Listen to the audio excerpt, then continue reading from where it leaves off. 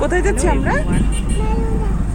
হ্যাঁ, বেরু করতে। বেরু করতে কোথায় যাব বাবা? ঠাকুর বাড়িতে যাবে। গিয়েছিলাম একটু মায়ের মন্দিরে, গিয়ে দেখলাম ওখানে সন্ধ্যা আরতি চলছে। আরতিটা দেখেই কিন্তু মনটা ভালো হয়ে গেল। তারপর আমরা মেয়ের নামে ভোগ দিয়েছিলাম।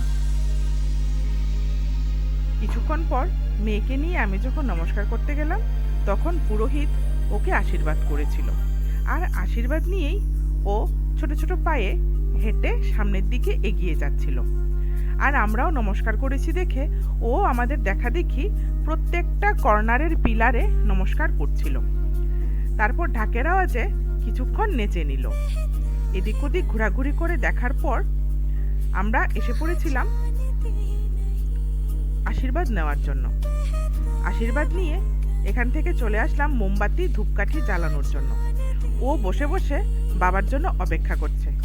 বাবা কখন মোমবাতি ধূপকাঠি জ্বালিয়ে সারবে, তারপর ওকে কোলে করে পুরোটা জায়গা ঘুরে দেখাবে।